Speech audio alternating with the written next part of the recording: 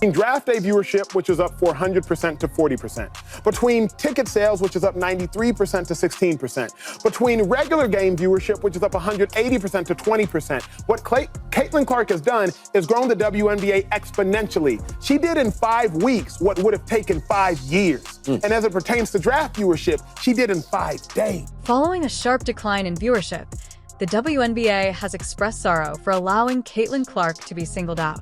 Do you want me to just say I told you so, or are you willing to say, Stephen A., you did tell us?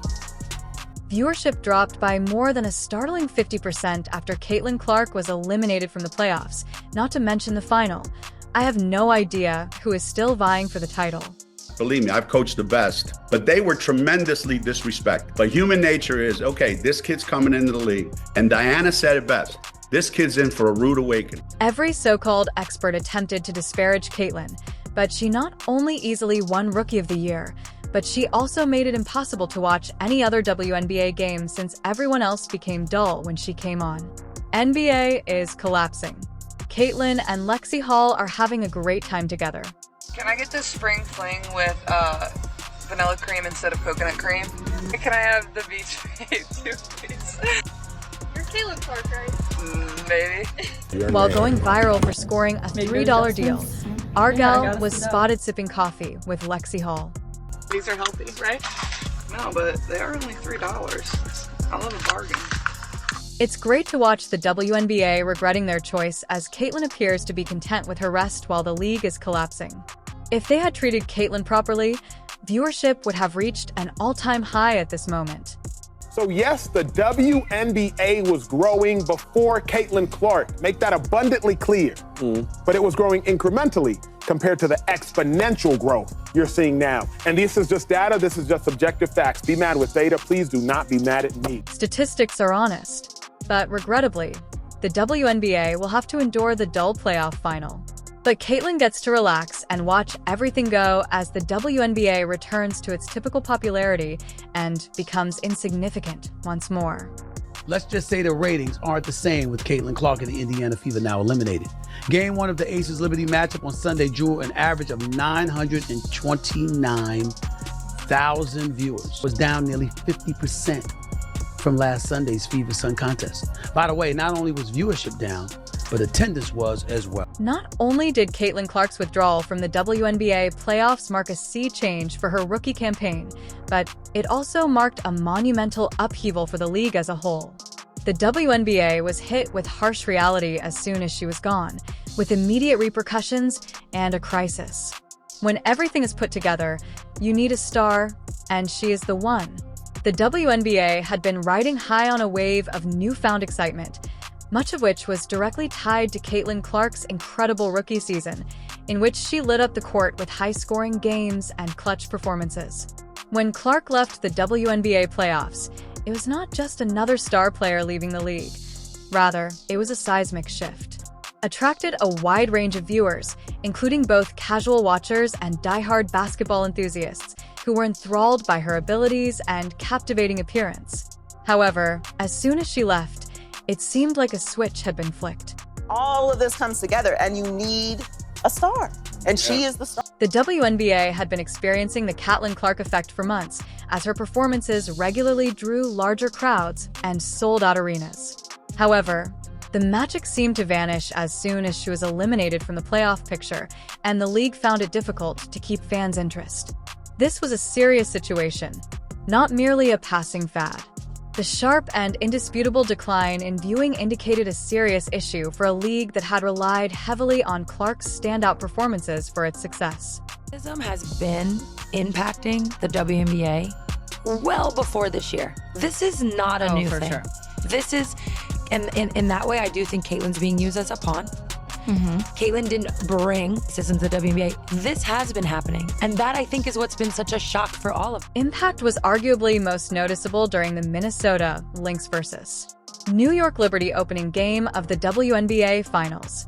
The WNBA had to face the harsh reality that, despite all the buzz and attention Caitlin Clark generated throughout the season, the WNBA allowed her to be targeted in a way that was both unfair and unnecessary. From the very beginning, Clark was the target of aggressive fouling and intense defensive strategies aimed at stopping her at all costs. Normally, the league's finals are a time when fans are fully engaged and excitement is at its highest. However, without Caitlin Clark on the court, viewership numbers were nowhere near as high as they had been during her playoff run. So will Caitlin Clark be a good pro? Absolutely. Will Caitlin Clark come into the WNBA and do what she's doing right now? Immediately? Absolutely not. Not gonna happen. Okay. I don't know. She became the most fouled player in the league, and yet the WNBA didn't do enough to protect her. This wasn't just about the physical toll the fouling took, it was about the message it sent. The league, which should have been celebrating and elevating one of its brightest stars, was instead allowing her to be treated as a target. Game after game, Clark was fouled more frequently than any other player, and it became clear that opposing teams were zeroing in on her. What's more frustrating is that the league seemed content to let it happen instead of stepping in to ensure fair play and protect their star. The WNBA allowed this pattern to continue, most notably when Caitlin received a black eye. Through it all, Caitlin Clark continued to shine. She didn't let the targeting slow her down. In fact, she thrived under the pressure. By the end of the season, despite the fouls and the disrespect, she had solidified her place as the Rookie of the Year, proving that no amount of targeting could diminish her talent. Even though Clark won, the question still stands as to why the WNBA wasn't doing more to shield her from the persistent taunting and aggression. Clark's ability to rise above the unfair treatment only served to highlight the league's failure to fully support her. The league had a fantastic opportunity to protect and elevate one of its most influential players, but instead they allowed her to be subjected to unnecessary physicality on the court. You had people fighting tooth and nail the entire season, not wanting it to be this way because other people weren't getting flowers, or she was getting too much attention, or she gets a special whistle, or I'm gonna check her off the ball here just because. One occurrence that can only be characterized as the Caitlin Clark effect during the regular season and playoffs is the dramatic drop in viewership following Caitlin Clark's playoff exit. Large crowds regularly watched Clark's games, whether they were broadcast on television or in person. This drop in viewing is related to more than just the numbers. It's also about what Caitlin Clark means to the WNBA. Her participation raised media interest, attracted new fans, and gave the league a degree of notoriety it hadn't had in years. The WNBA is realizing the extent to which they depended on Caitlin Clark to keep fans interested. How it affected you and through the rest of the game? Thanks. Yeah, obviously got me pretty good in the eye. I don't think it affected me. Honestly, I felt like I got good shots. They just didn't go down, and obviously a tough time for that to happen. While Caitlin Clark was dominating the court and attracting new attention to the WNBA, Nike seemed to be adopting a different strategy. Despite Clark's undeniable talent and influence, Nike refused to give her the recognition she deserved and instead gave other athletes, most notably Juju Watkins, high priority by offering them lucrative endorsement deals. This decision was confusing considering that Clark had established herself as one of the league's most marketable athletes. It's an intangible thing, right? Yes, we can say she's a dog. Okay, there's been other dogs. Okay, she's a great shooter. There's been other great shooters. She has it. She's got the thing. We can't assign it. Clark's capacity to attract fans boosts attendance and sellouts. This wasn't just a lost opportunity for Nike. It was a flagrant disregard of Clark's true value to the WNBA and the sport as a whole. You own it. This was in Iowa, and they had other advertisements and things that came out, but ever since, it has been cricket.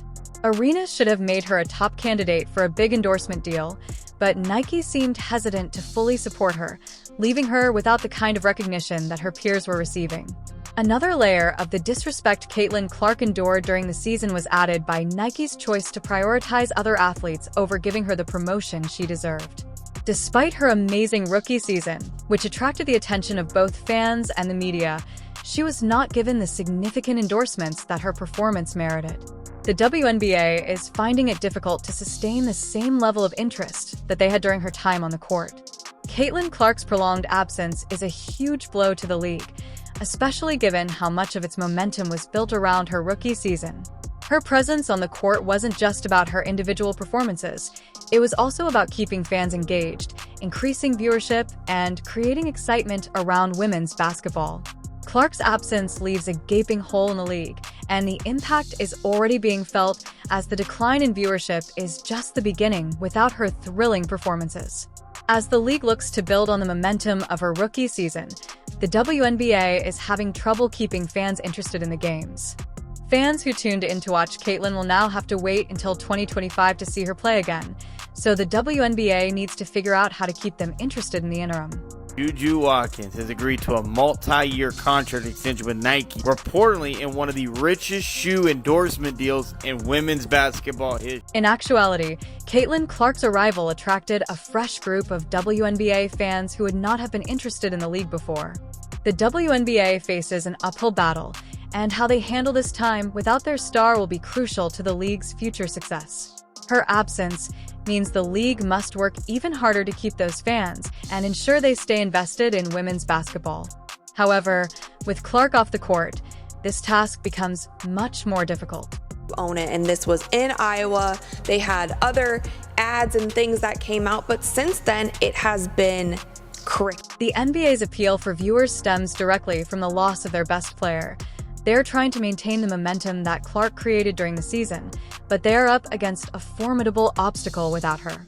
The league is suffering greatly as a result of the sharp decline in viewing and the failure of the finals, which are usually the most thrilling portion of the season, to draw in spectators like Clark's playoff games did. Things that this group accomplished that, a lot of people probably didn't think was possible, one, to start the season, and two, after the start we had to the season. So, yeah, it'll definitely be probably a little weird for me over the course of the first couple weeks, and then I'm sure I'll get bored and pick up a basketball again. So, although Caitlin Clark is no longer playing, her legacy is set in stone, and the WNBA's plea for viewers serves as a reminder of just how important she was. In the meantime, Caitlin Clark can sit back and watch all of this unfold because she knows that she was the key player who took the WNBA to a new level, and now that she's gone, the league is struggling to maintain that same level of engagement. Her Rookie of the Year title is more than just an individual accolade. It represents the massive impact she had on the league as a whole. Caitlin is amazing in and of herself. She's an incredible basketball player. I think I can say that she's great, and I can say that there are 143 women that helped get the league to this place that she could take it over the top, and it's okay. That's not an affront to anybody. In actuality, Caitlin Clark transformed the WNBA, and her impact will last long after this season concludes. The league needs her back on the court, as seen by their present battle to keep viewers. The WNBA's reliance on Clark's celebrity to sustain the league's momentum has been made clear by her playoff exit. Since then, attendance and viewership have drastically decreased, and the league is currently in the throes of a crisis. And if I said to any of these people who think Caitlin Clark is not the Rookie of the Year, I'd say, who would you want to start your franchise with? Now, I'm not going to put A'ja Wilson in there. I'm just saying between these two. Angel Reese is a wonderful player, but she does not compare to what and who Caitlin Clark is when she's on the basketball floor. Plain and simple. There is no one like Caitlin Clark in the history of the WNBA. Although the WNBA is in crisis and Caitlin Clark's absence has left a void that will be difficult to fill, one thing is certain: Cait Clark changed the WNBA forever, and her influence will be felt for years to come. If you enjoyed, please leave a like. Now, as the WNBA begs viewers to return, Caitlin Clark's legacy continues to grow. She may not be playing again until 2025, but her impact on the league is undeniable. And subscribe. There are now more videos visible. Look at this little chart right here. The Fever will have over 600,000 fans in attendance total this year. And the second best to that was in 1999 with the Washington Mystics at just over 400,000. So the Fever are going to account for over 200,000 more fans this year to their game.